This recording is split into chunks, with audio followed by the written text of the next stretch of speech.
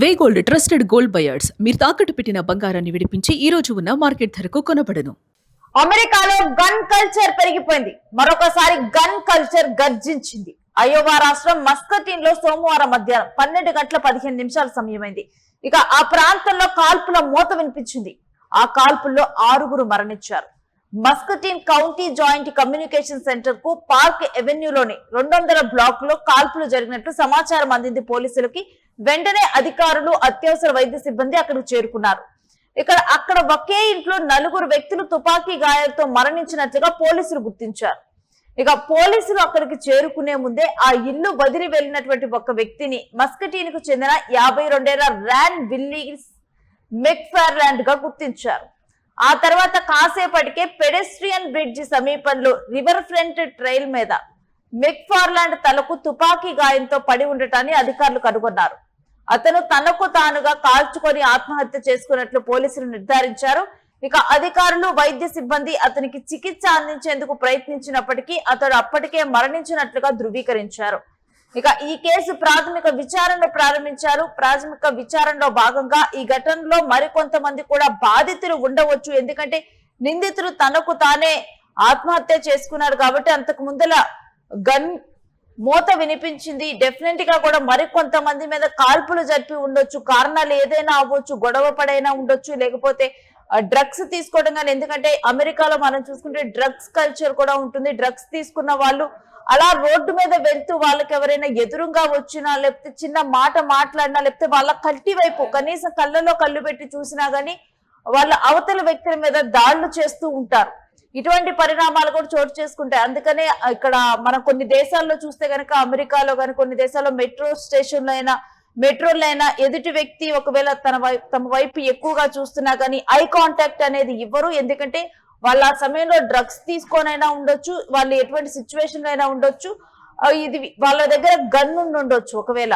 అందుకని చెప్పి వాళ్ళు ఒకవేళ పొరపాటున వాళ్ళ కళ్ళు చూసినా గానీ వాళ్ళలో ఉన్నటువంటి ఆ మృగం బయటకు వస్తుందని చెప్పి వాళ్ళు ఆ టైంలో కూడా చాలా కామ్ గా పక్కకు వెళ్ళిపోతూ ఉంటారు. సో అదే విధంగా ఇక్కడ ఈ వ్యక్తి తనకు తాను 52 ఏళ్ల అతను తనకు తాను తలకి బుల్లెట్ తనను తాను కాల్చుకొని చనిపోయాడు కాబట్టి మిగిలినటువంటి వారి మీద దాడి చేసి ఉండొచ్చు అని పోలీసులకు అనుమానాలు వచ్చాయి. ఎందుకంటే అప్పటికి 4 ఇంట్లో గుర్తించారు, 4 శవాలని. కానీ అదే కాకుండా ఇంకా దీనికి బాధితులు ఉండొచ్చు అని చెప్పి పోలీసులు అనుమానం వ్యక్తం చేసి విచారణ ప్రారంభించారు. ఈ క్రమంలోనే మిల్ స్ట్రీట్ లోని 1500 బ్లాక్ లో ఉన్నటువంటి ఒక నివాసంలో తుపాకీ గాయంతో మరణించినటువంటి మరో వ్యక్తి మృతదేహాన్ని పోలీసులు కనిపెట్టారు. ఆ తర్వాత అక్కడే గ్రాండ్ వ్యూ ఎవెన్యూలోని విల్లిట్స్ మెటల్ వర్క్స్ అనే వ్యాపార సంస్థకు చేరుకున్నారు పోలీసులు. అక్కడ తుపాకీ గాయంతో మరణించిన మరో వ్యక్తిని గుర్తించారు. వీటన్నిటిని గుర్తించినటువంటి పోలీసులు అసలు ఎవరు వీళ్ళు అంటూ కూడా ఆరా తీయట ప్రాథమిక విచారణ ప్రారంభించారు. ప్రాథమిక విచారణ ప్రకారం అయితే వీళ్ళందరూ కుటుంబ కలహాల కారణంగానే ఈ ఘోర కాల్పులు జరిపినట్లుగా తెలుస్తూ ఉంది. పోలీసులు తాము ప్రకటించినటువంటి ప్రకటనలో అప్పటి వరకు తేలినటువంటి అంశాల్లో ఒక కుటుంబ గొడవల నేపథ్యంలోనే ఈ విధంగా ఈ వ్యక్తి వారందరి మీద దాడి చేసినట్లుగానైతే ప్రకటించారు. మరణించిన బాధితులంతా నిందితులైన మెక్ఫార్లాండ్ కుటుంబ సభ్యులే అయి ఉండొచ్చని భావిస్తున్నారు. అయితే ఈ విషయం మీద మరి వాళ్ళందరూ అతని కుటుంబ సభ్యులైనా లేకపోతే తెలిసిన వాళ్ళ, ఈ గొడవలో ఇన్వాల్వ్ అయిన వాళ్ళ ఏంటి అన్నది కూడా బయటికి రావాల్సి ఉంది. కాల్పులకు పాల్పడ్డ నిందితుడిని మస్కటిన్ కే చెందిన 52 ఏళ్ల ర్యాన్ మిల్లిస్ మెక్ఫార్లాండ్ గా పోలీసులు ప్రకటించారు.